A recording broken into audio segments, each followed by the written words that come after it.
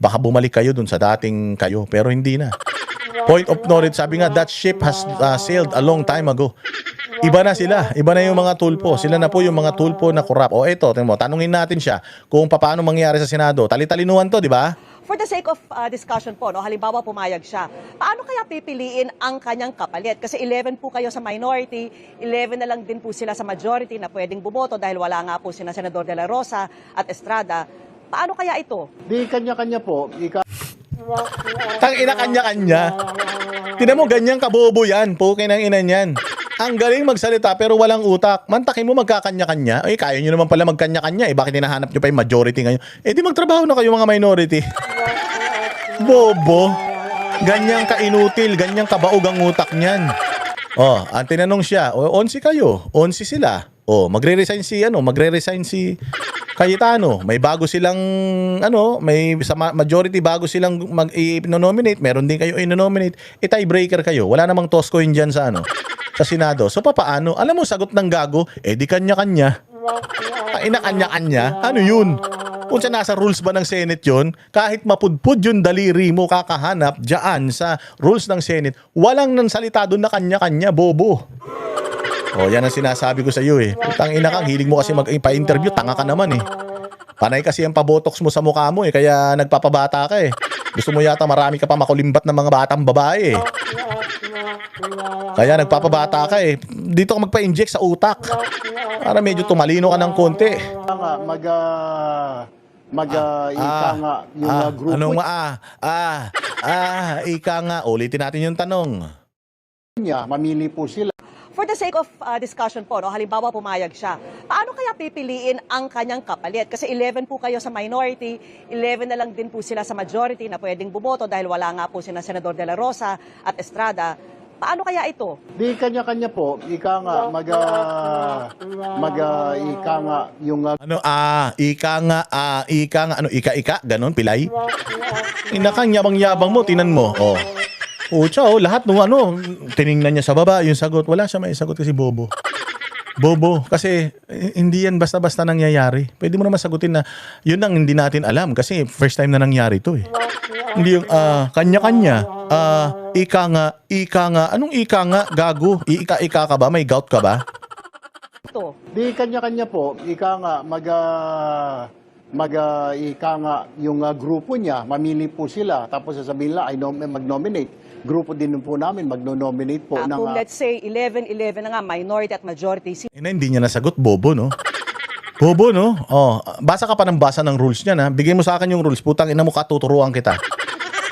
Gago ka.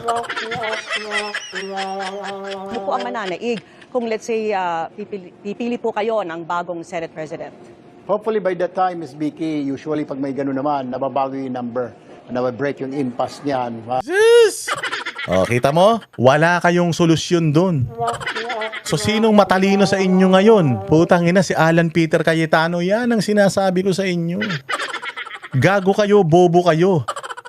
Hindi mahahalata masyado ng tao kapag biglang pinaaresto mo, pinakulong mo yung mga majority senators. Pwede na si Jinggoy Estrada, pwede na talaga siya mauna, matagal na siyang tinatarget eh. Pero yung iba dyan, mahihirapan kayo kasi wala talagang maikaso. Ngayon, tiebreaker kayo at 11. Ngayon, dahil tinanong siya, ano mangyayari? Tiebreaker kayo, wala naman ngang tosko yun dyan. So, paano? Alam mo, sagot niya, ika nga. Nagano siya, nagapar siyang yung CD na binili mo dyan sa recto.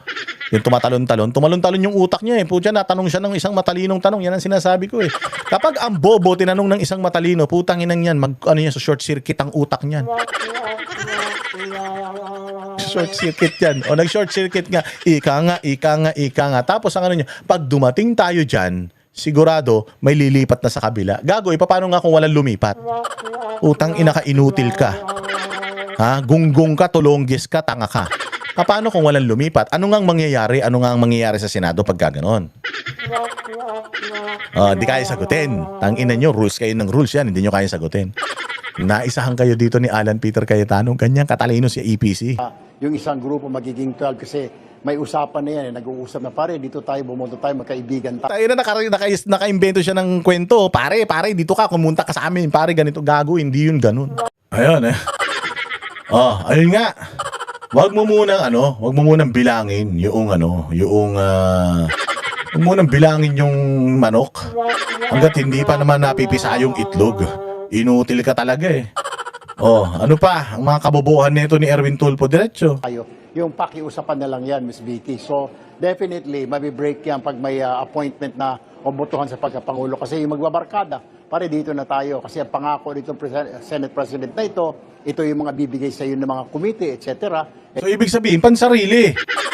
Oh, sinasabi mo kanina, dapat hindi kayo nag-ano ng pansarili, di ba? O, ayan, sinasabi mo, ikaw mismo nagsasabi na si Senate President ganito, ibibigay sa iyo yung ganyan, yung ayaw ibigay sa iyo nung kabila. O, di pansarili. Sabi mo kanina, di ba? Bawal ang pansarili dito. Tayo ay nagsisilbi sa bayang Pilipinas. O, so sa bibig mo mismo nang galing, Erwin Tulfo, na putang ina ninyo. Wala kayong mga prinsipyo, magkukudita kayo para lang makuha yung gusto ninyo. Anong tawag doon? Di pansarili? Di ba? Ay, nako, yan tayo eh. Pag bobo, wag na kasi nagpapa-interview. Diyan, mukhang hindi yata magandang committee. So, break yun. Nagiging 12-11 or 12-10, parang ganun, or 13-9. So, mas marami yung mag-i-elect dun sa bagong Senate President. Oh, ibig sabihin, deadlock. Ibig sabihin, dead end. Ibig sabihin, hindi nila makukuha si Cayetano, kaya pinipilit nila mag-resign. Oh, kasi nga, they do not have the numbers. Kaya hamon dito, hamon dyan, bastos dito, bastos dyan, para ma-pressure si Alan Peter Cayetano to resign. And they are even using the government, the executive, to pressure Cayetano to resign. Why? Bakit gusto niyo mag-resign si Cayetano? Kasi nga, ikaw na nagsabi, yung mga committee na gusto mo, hindi ibibigay sa ni Cayetano, di pansarili mo. Yung mga committee na pinapangarap ninyo, yung mga pinoprotektahan nyo yung mga interest, hindi yun po protektahan ni Cayetano. Kaya gusto nyo siyang mag-resign. At dahil wala kayong mga bayag ngayon, wala kayong mga kapangyarihan ngayon, at hindi nyo kayang italpatalsikin si Cayetano dahil 11-11 kayo, pinagre-resign nyo siya. Tanga lang si Cayetano pag nag-resign kasi bobo nyo siya pag nag-resign siya. Kasing inutil nyo siya pag nag-resign siya, ba't naman siya susunod? Ba't naman siya magiging uto-uto sa mga bobong katulad nyong magkapatid? Di ba? Ako si Cayetano, abogado ako, utangin na niyan. Ang tagal ko ng senador. Naging congressman ako, naging speaker of the house pa ako, naging senate president ako, tapos susunod ako sa dalawang bulbul ang utak. Di ba? Nabisto siya dito. Oh, kung magre-resign siya, sino magiging senate president? Ika nga. Kung pag dumating tayo sa ganun, sigurado marami na kaming mahihikayat. Ano yung mga hihikayatin nyo? Sabihan nyo na naman, may kaso ka. O para hindi ka magkakaso, lipat ka sa amin. O totoo yung sinasabi ni Cayetano na talaga itong mga buwaka ng shit na ito, pinipressure talaga yung kabila at ginagamit yung kanilang mga kaso di umano para lumipat sa kanila, magkaroon sila ng numero, makuha nila yung Senate presidency at yung Blue Ribbon Committee na yan, mamanipula nila ulit. Ganun yun. Kasi yung kay Inday Sara talaga, impeachment ni Inday Sara, tapos na yan. Tapos na yan. Oo, wala na yan. The end na yan. Dito na talaga tayo sa flood control project. Lalabas yung mga pangalan nila dyan. Kaya dyan sila ingat na ingat. Oh. Kami ang boses ng masa, hindi natatakot. Katotohanan lang, di kami nalulunod. Walang bahid ng sismis, lahat ay totoo. Kahit sino ka pa, pag mali ka babanatan ka. Walang pinipili kulay, wala kaming kinikilingan. Basta para sa bayan, kami lalaban. Pagtama palakpakan, pag mali banatan. Di matitinag, di matatakot, para sa bayan tuloy ang sigaw. Sa harap ng kamera, walang halong takot.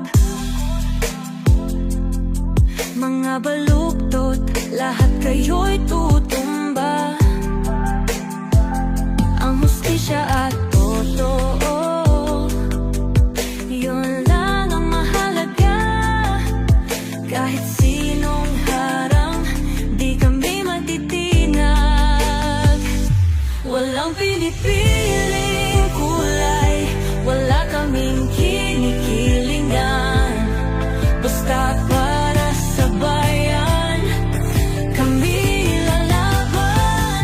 Pag tama palakpakan, pag mali banatan. Di matitinag, di matatakot, para sa bayan tuloy ang sigaw.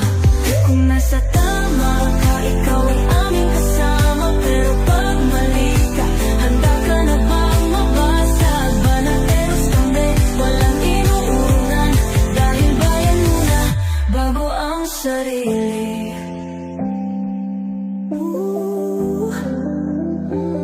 Bago ang sarili.